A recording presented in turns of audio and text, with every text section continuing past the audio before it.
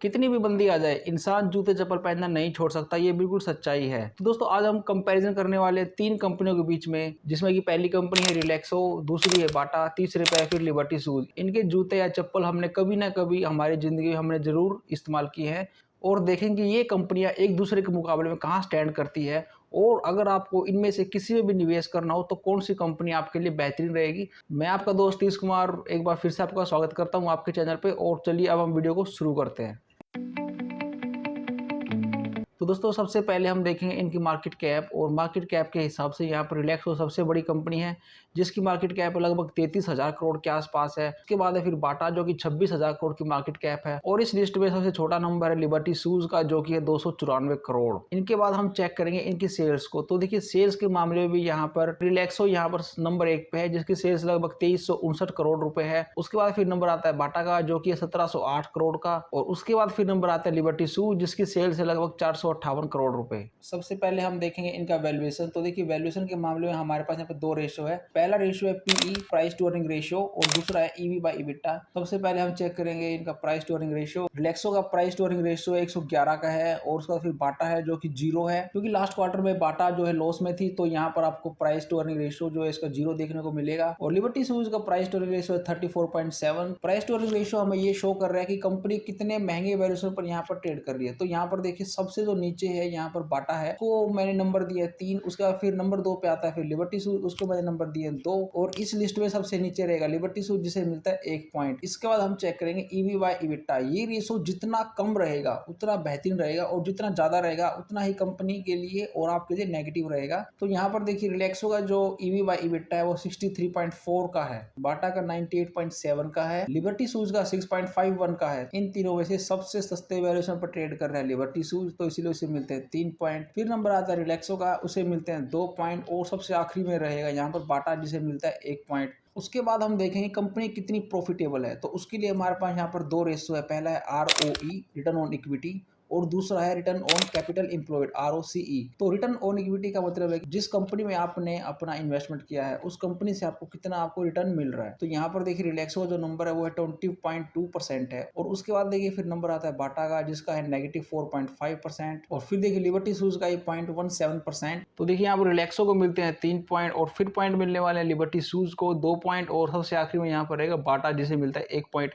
इसके बाद हम बात करेंगे हमारे अगर ये रेशियो की जो कि होगा रिटर्न ऑन कैपिटल एम्प्लॉयड। इसका मतलब है कि कंपनी ने अपनी जो भी इन्वेस्टमेंट की हुई है वो फैक्ट्री में है, मशीनों में, वहां से कंपनी कितना प्रॉफिट जनरेट कर पा रही है। रिटर्न ऑन कैपिटल एम्प्लॉयड जो है 26% है रिलैक्सो के केस में और बाटा के केस में ये नेगेटिव है 0.5%, लिबर्टी शूज में 5.8% है। तो यहाँ पर देखिए 3 पॉइंट मिलेंगे रिलैक्सो को और 2 पॉइंट मिलेंगे लिबर्टी शूज को और सबसे कम पॉइंट मिलेंगे बाटा को 1 पॉइंट। इसके बाद हम चेक करेंगे इनके फाइनेंशियल रेशियो की, तो देखिए फाइनेंशियल रेशियो में हमारे पास यहाँ पर कैश कन्वर्जन साइकिल है, इन्वेंट्री टर्नओवर रेशियो है और फिर होगा डेट टू इक्विटी रेशियो।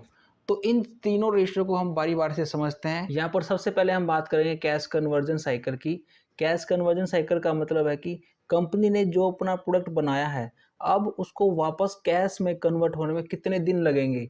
ये दिन जितना कम से कम रहेगा उतना ही आपके लिए बेहतरीन रहेगा। रिलैक्सो के केस में ये 54 दिन है, बाटा के केस में ये 51 दिन है और लिबर्टी में है 142 दिन। तो इस केस में लिबर्टी का जो कैश कन्वर्जन साइकिल है काफ़ी ख़राब है, इसलिए उसे मिलता है 1 पॉइंट और यहाँ पर बाटा को मिलते हैं 3 पॉइंट और रिलैक्सो को मिलते हैं 2 पॉइंट। इसके बाद देखिए हम बात करेंगे हमारे अगले रेशियो की जो कि होगा इन्वेंट्री टर्नओवर रेशियो, कि कंपनी की जो इन्वेंट्री है वो कितना जल्दी जल्दी निकलती है या फिर आप कह सकते हैं कि कंपनी ने जो अपना माल बनाया है अब वो कितना जल्दी जल्दी बिकता है। तो यहाँ पर देखिए ये नंबर जितना ज्यादा रहेगा उतना ही बेहतरीन रहेगा। तो यहाँ पर देखिए रिलैक्सो केस में इन्वेंट्री टर्नओवर रेशियो है वो 5.42 है, बाटा के केस में 2.3 है और लिबर्टी के केस में ये नंबर है 2.28 और इसलिए उसे मिलता है 1 पॉइंट। और उसके बाद है बाटा 2.3 जिसे मिलते हैं 2 पॉइंट और सबसे ऊपर इस लिस्ट में रिलैक्सो जिसे मिले 3 पॉइंट।